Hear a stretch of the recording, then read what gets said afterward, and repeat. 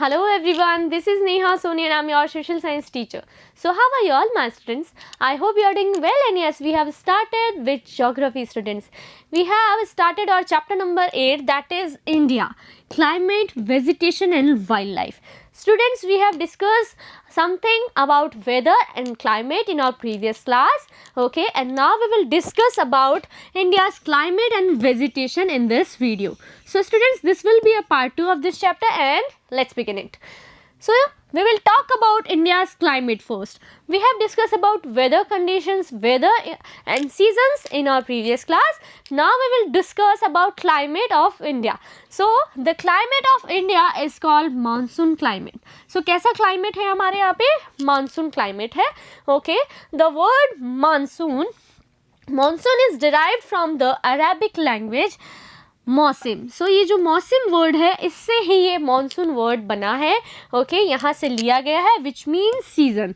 सो Arabic language में एक word होता है मौसम, उसी से ही ये वर्ड मॉनसून जो है ड्राइव किया गया है. ठीक है, सो हम पढ़ेंगे हमारे क्लाइमेट के बारे में. Climates of India, we will discuss about the climate. Climate क्या होता है, हमने इसका ब्रीफ इंट्रोडक्शन प्रीवियस क्लास में भी देखा था. स्टूडेंट्स, अभी हम जानते हैं जो वेदर है वो शॉर्ट टर्म होता है, वो चेंज भी हो सकता है, आज कुछ और पल में कुछ और. ठीक है, लेकिन एक प्लेस की कंटिन्यूसली अगर हम बात करें, 4 टाइप्स ऑफ थिंग्स जो है वो मैटर करती हैं किसी भी चीज़ के जो क्लाइमेट होती है उसके लिए. ठीक है, एक तो क्या होता है, डिस्टेंस फ्रॉम सी. ओके, एक एल्टीट्यूड, क्या एल्टीट्यूड पे है वो, कितनी दूरी पे है, कैसा है एरिया, क्या वो डेजर्टेड है, कैसा प्लेस है, और रिलीफ्स. सो ये जो एलिमेंट्स होते हैं इसके ऊपर हमारी क्लाइमेट कंडीशन जो है वो डिपेंड करती है. ठीक है, अगर आपकी समुद्र से बहुत ज़्यादा दूरी है तो वहाँ पे क्लाइमेट कंडीशन कैसी होंगी. ठीक है, अगर आपका जो एल्टीट्यूड है, ठीक है, वो कितना है, इसलिए वहाँ पे कैसी कंडीशंस रहेंगी. सारी चीज़ें जो है हमें अगर लॉन्ग टर्म में हम देखें, उस प्लेस को हम चेंज नहीं कर सकते, उसकी सिचुएशन, उसकी लोकेशन आप चेंज नहीं कर सकते. सो पर्टिकुलरली एवरी ईयर वैसा ही वेदर, वैसा ही क्लाइमेट जो लॉन्ग टर्म तक चलता रहे, उसे ही हम कहते हैं क्लाइमेट. ठीक है, सो लॉन्ग टाइम के लिए जो एवरेज हमारी वेदर कंडीशंस अगर हम मेजर करें, so that are we call yes climate. Clear. So climate को हमने डिस्कस कर लिया है. Again we have discuss about the climate. And due to the location of India, अगर हम लोकेशन बात करें इंडिया की, in the tropics most of the rainfall comes from monsoon winds. ठीक है, अब मानसून विंड्स के बारे में देख लेते हैं. मानसून विंड्स कहाँ से आती है, साउथ ये है हमारा, नॉर्थ ये है हमारा, east is here and west is here. So you can locate. सबसे पहले हम यहाँ से देखेंगे, यहाँ पे क्या है स्टूडेंट्स. ठीक है, अरेबियन सी है यहाँ, बे ऑफ बंगाल है यहाँ, ये हमारा इंडियन ओशन है. सो अब जो साउथ वेस्ट जो हमारी डायरेक्शन है, यहाँ से जो ठंडे पानी की हमने low temperature, low pressure, high pressure की बात की थी. अब क्या हो रहा है, यहाँ पे समर्स चल रही हैं. ठीक है, बढ़िया चिलचिलाती धूप है, गर्मी होगी तो लो प्रेशर बनेगा, हवाएं जो है, हमारा जो ऑक्सीजन और जो गैसेस होती हैं वो क्या होंगी, ऊपर उठने लगेंगी. ठीक है, अब ये ऊपर उठेंगी तो इन्हें ठंडा करने के लिए, जैसे कहते हैं ना किसी को गुस्सा आ रहा है तो उसको ठंडा करने के लिए उसके अकॉर्डिंग बात की जाती है. अब क्या होगा, ये एरिया में गर्मी पड़ रही है, समर का सीज़न है. अब क्या होगा, काफ़ी दिन गर्मी सहन कर ली, काफ़ी दिन सहन कर ली. अब क्या होगा, दूर से ये जो सागर है, जो सी है, यहाँ से पवने चलेंगे, विंड्स ब्लो करेंगे. ठीक है, सो ये जो विंड्स हैं इन्हें हम विंड्स कहते हैं. व्हेन एयर मूव्स, सो इसे क्या कहते हैं, विंड्स. सो ये कौन सी डायरेक्शन से आ रही है, साउथ वेस्ट से आ रही है, तो इन्हें हम साउथ वेस्ट मॉनसून विंड्स कहते हैं. बिकॉज ये अपने साथ क्या लेके आ रही है, मॉइस्चर कैरी कर रही है ना. सी में क्या है, ठंडा पानी है, यहाँ पे हाई प्रेशर है. सो यहाँ से ये पवने चलेंगी और कुछ इस तरह से पूरे इंडिया को रेनफॉल से भिगा देगी. ठीक है, सो इस तरह से south west monsoon winds brings rainfall in India. Clear. So predominance of monsoon indicates sufficient amount of rainfall and production of abundant crops. So इस तरह से बहुत ही अच्छे से अगर हमें एडेक्वेट क्रॉप्स चाहिए, बहुत ही अच्छे से हमारी खेती करनी है हमें, तो ये जो साउथ वेस्ट से जो मानसून विंड्स चल रही हैं ये हमारे लिए हेल्प करती है. और ये जो रेनी सीज़न हमने डिस्कस किया था ना, सो रेनी सीजन की टाइमिंग क्या है ये आप मुझे जल्दी से कमेंट सेक्शन में बताएंगे, कौन से मंथ में रेनी सीजन रहता है, ठीक है। सो इस समय पूरे इंडिया में बारिश की शुरुआत हो जाती है।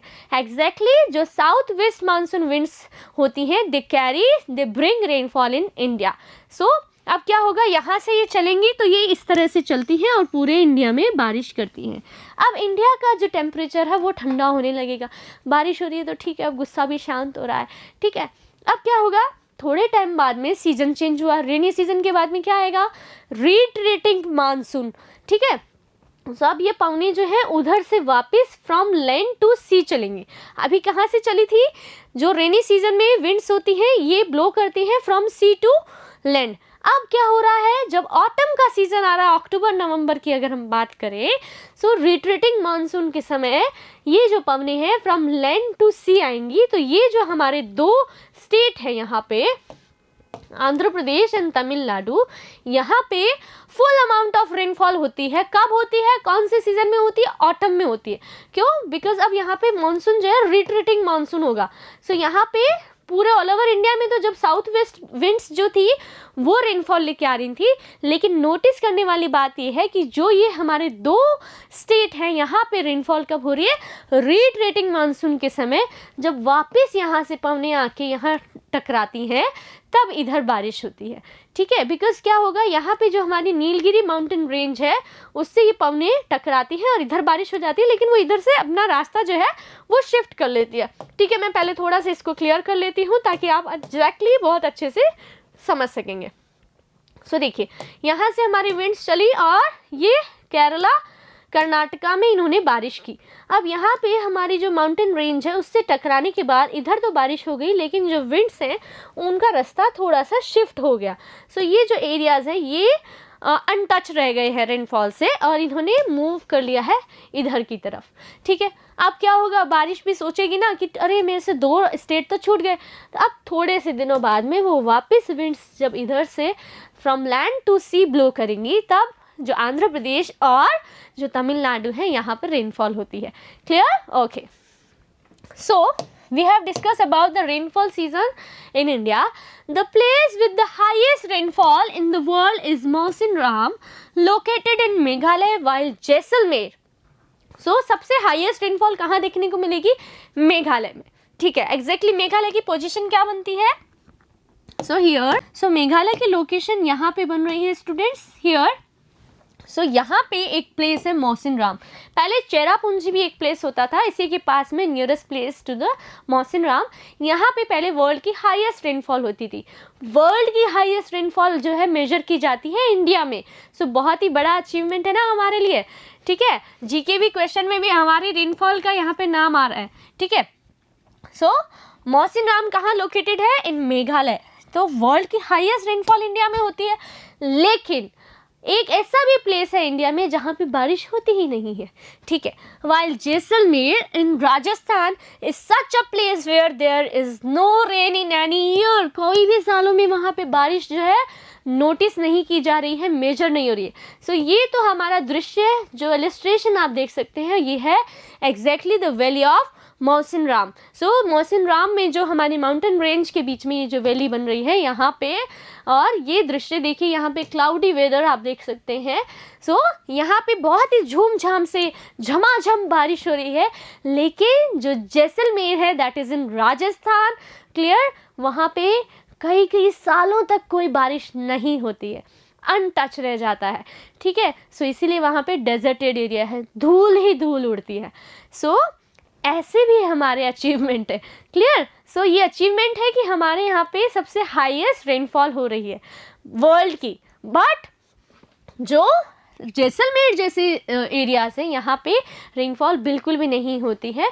तो हमारी जो नेचुरल वेजिटेशन है, हमारे जो वेल हैं, उनमें पानी का लेवल भी नीचे चला जाएगा, क्योंकि हमारी जो एग्रीकल्चर है वो डिपेंड है रेनफॉल के ऊपर। बिकॉज जो हमारी प्रोडक्शन होता है क्रॉप्स का, वो सारी चीज़ें जो है रेनफॉल, अगर रेन अच्छी होगी, बारिश अच्छी होती है, वर्षा अच्छी होती है, ठीक है, वर्षा अच्छी होती है। अब मैंने 3 अलग अलग लैंग्वेज में नाम ले लिए हैं।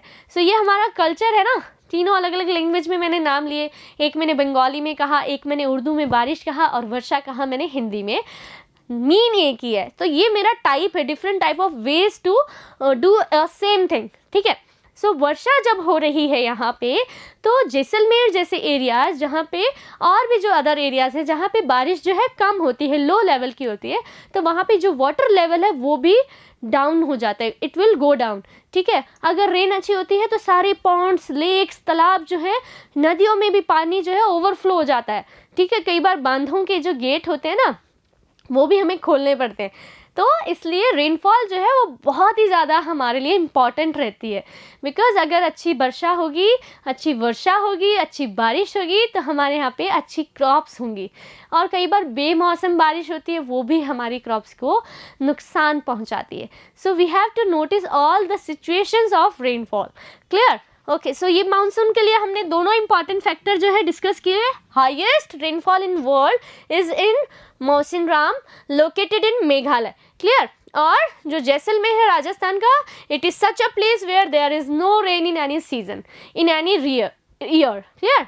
Okay, if we talk about natural vegetation, students, अच्छा चलिए, कभी कभी आप कभी खेतों में गए होंगे, विजिट किया होगा आपने, क्या आपने किसी हिल को देखा है, किसी माउंटेनियस एरियाज़ में आपने विजिट किया है, आपने देखा होगा माउंटेन्स जो होते हैं, हिल्स जो होते हैं, उन पे जो पेड़ हैं वो उगे हुए रहते हैं।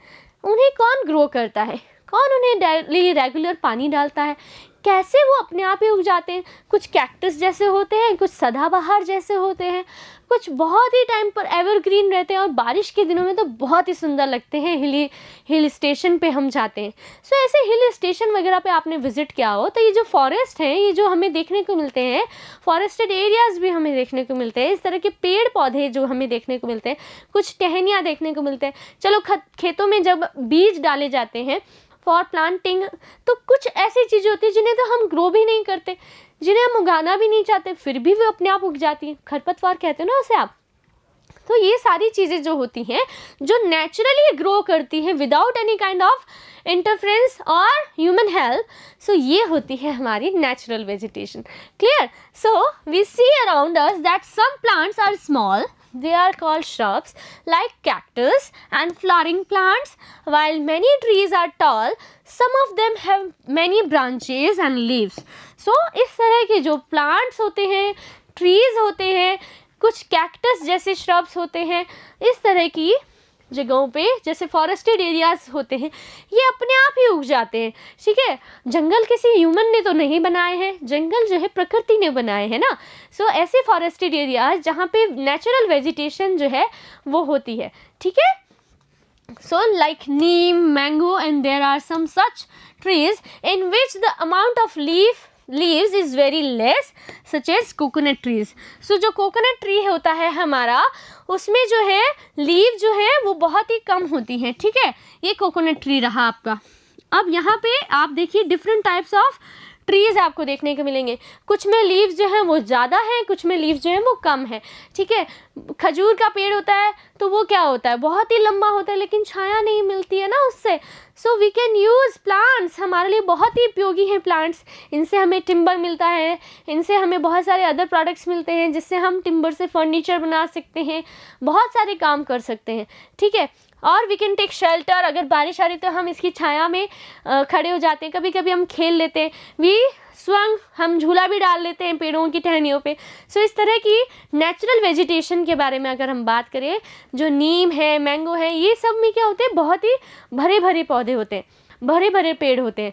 लेकिन कुछ ऐसे भी पेड़ होते हैं जिनमें लीव्स जो हैं वो कम होती हैं, ठीक है। Grasses, shrubs and plants that grow without human help, we call it natural vegetation. Clear? They grow, they are called natural vegetation. So इस तरह से, इस तरह की जो grasses होते हैं, shrubs होते हैं, trees होते हैं, plants होते हैं, they grow and we call them natural vegetation. So अब जो है इस तरह के कुछ चीज़ें हम उगाना भी चाहते हैं, हमें बहुत सुंदर लगते हैं ना, तो कई बार हम उन्हें ग्रो भी करते हैं, हमारे जो पॉट्स लेके आते हैं, गमलों में हम उन्हें उगाना पसंद करते हैं। Due to the variation of climate in India is different, so different types of vegetation are found. So अलग अलग तरह की वेजिटेशन जो है देखने को मिलती है, बिकॉज यहाँ पे क्लाइमेट की कंडीशंस भी डिफरेंट रहती है। क्लियर? ट्रॉपिकल एवरग्रीन फॉरेस्ट की अगर हम बात करें, सो इसमें 3 तरह के फॉरेस्ट की हम बात कर लेते हैं। टेम्परेट फॉरेस्ट, सो इस तरह की टेम्परेट फॉरेस्ट रहते हैं स्टूडेंट्स, क्लियर। डेजर्ट श्रब्स, सो देखिए यहाँ पे जो डेजर्ट एरिया है और यहाँ पे भी कुछ श्रब्स जो है वो नेचुरली उगे हुए हैं, ठीक है, जैसे कैक्टस जैसे पौधे होते हैं, और टाइडल फॉरेस्ट एक्सेट्रा। सो इस तरह के जो जल के पास में उगे हुए रहते हैं, ज्वारीय पौधे होते हैं। तो इस तरह से जो एवरग्रीन फॉरेस्ट होते हैं, जो कभी भी सदाबहार रहते हैं, ठीक है, एवरग्रीन रहती है उनकी लाइफ। सो इनमें 3 तरह के फॉरेस्टेड एरियाज आते हैं स्टूडेंट्स, ब्रीफ में हम इसको समझेंगे। Temperate forest, desert shrubs and tidal forest, clear. So ये आपको अच्छे से याद होना चाहिए, बिकॉज ये पानी में उग रहे हैं, ये मिट्टी में उग रहे हैं, और ये जो है हमारे ऐसे एरियाज में जहाँ पे बारिश भी हो रही है अच्छे से, ठीक है, झूमझाम से बारिश हो रही है। ओके, यूज ऑफ फॉरेस्ट क्या है, अब भाई क्या काम आते हैं हमारे लिए फॉरेस्ट। हमने इसे बहुत ही अच्छे से जाना है, समझा है कि फॉरेस्टेड एरियाज और फॉरेस्ट और ट्रीज जो है हमारे लिए बहुत ही काम के हैं, ठीक है। सो प्लांट रिलीज ऑक्सीजन, सबसे पहले तो हमारे ब्रीदिंग के लिए जो हेल्पफुल गैस रहती है that is oxygen. So we take in oxygen, okay. और जो प्लांट्स होते हैं वो क्या करते हैं, प्लांट्स हमें ऑक्सीजन सप्लाई करते हैं, ठीक है, which we breathe in and take in carbon dioxide. So plants क्या करते हैं, कार्बन डाइऑक्साइड को तो इंटेक करते हैं और एक्सेल क्या करते हैं, oxygen, and we intake oxygen and exhale में हम क्या करते हैं, कार्बन डाइऑक्साइड को एक्सेल कर देते हैं। So the roots of forest keep the soil tight due to which soil erosion does not take place. So जो हमने इरोजन के टाइप्स देखे थे उसमें हमने देखे थे जब पानी से मिट्टी का कटाव होता है, ठीक है, सो इसे इरोजन कहते हैं, सॉइल इरोजन। सो जब पानी आ रहा है और जो पेड़ अगर वहाँ होगा तो उसकी जो जड़ें होती हैं वो मिट्टी को पकड़ लेंगी, हम तुझे नहीं जाने देंगे, ठीक है। सो मिट्टी का कटाव, इरोजन वाली जो स्थिति है इस तरह से वो नहीं होगी। यहाँ पे देखो पेड़ नहीं था ना, तो मिट्टी नीचे से कट गई और यहाँ पे पानी आ गया। यहाँ पे जो पेड़ों के रूट्स हैं उन्होंने मिट्टी की रक्षा कर ली है, ठीक है। सो इस तरह से पेड़ क्या करते हैं, प्लांट्स प्रिवेंट इरोजन। सो ये रोकते हैं इरोजन होने से, सॉइल इरोजन को प्रिवेंट करते हैं प्लांट। सो अगर हमारे जो लैंड एरिया से सारे मिट्टी बहा के ले जाएगी तो इरोजन हो जाएगा ना, सो वो किसी और जगह डिपॉजिट करेगी तो फिर यहीं रहने दीजिए। तो इसके लिए हमें क्या करना चाहिए, we have to grow plants, clear. Okay, last हम देखेंगे we get different types of products from forest. So हमें बहुत सारे प्रोडक्ट्स भी मिलते हैं फॉरेस्ट से। सो हमें टिम्बर मिलता है जिससे हम फर्नीचर डिज़ाइन कर सकते हैं, बहुत सारी चीज़ें हमें मिलती है। सो लाइक फ्यूल भी मिलता है, फ्यूल वुड भी मिलता है, वुड मिलता है, फॉडर मिलता है फॉर एनिमल्स, हर्ब्स मिलता है, मेडिसिन्स मिलती हैं, लैक मिलता है, हनी मिलता है, गम मिलता है, बहुत सारी चीज़ें मिलती हैं हमें फॉरेस्टेड से, फॉरेस्टेड एरिया से। और तो मैंने बताया ना हम झूला भी डाल लेते हैं पेड़ों में। So we swung on, yes, जो ट्रीज होते हैं उनमें हम झूले भी डाल लेते हैं। सो देखिए बहुत सारे प्रोडक्ट्स हमें मिलते हैं, कार्डेमन मिलता है, ऑलिव ऑयल मिलता है, बैम्बू मैट बना सकते हो, हनी मिलता है, बिकॉज पेड़ों में क्या होता है, नेचुरल हैबिटेट होता है ना, ये हैबिटेट होता है वाइल्ड लाइफ के लिए। आपने देखे होंगे चिड़िया के नेस्ट भी, ठीक है, बर्ड्स के नेस्ट भी देखे होंगे आपने। सो बहुत ही प्राकृतिक जो आवास उपलब्ध करवा रहे हैं ये फॉरेस्टेड एरियाज़, और फॉरेस्टेड एरियाज़ में वाइल्ड लाइफ भी देखने को मिलती है। सो हमारा नेक्स्ट टॉपिक भी जो रहेगा वो वाइल्ड लाइफ के ऊपर रहने वाला है। Students, these are the natural habitats of wildlife. So ये जो है नेचुरली आवास उपलब्ध करवाते हैं हमारे वाइल्ड लाइफ के लिए। सो अगर हमारे पेड़ पौधे जिंदा रहेंगे तो एनिमल्स रहेंगे, पेड़ पौधे जिंदा रहेंगे तो हम जिंदा रहेंगे। So students, we have clear about natural vegetation and climate in this chapter, in this video. Clear class? We will learn about wildlife in our next class. Till then, take care of your health and studies. Good day, my dear students.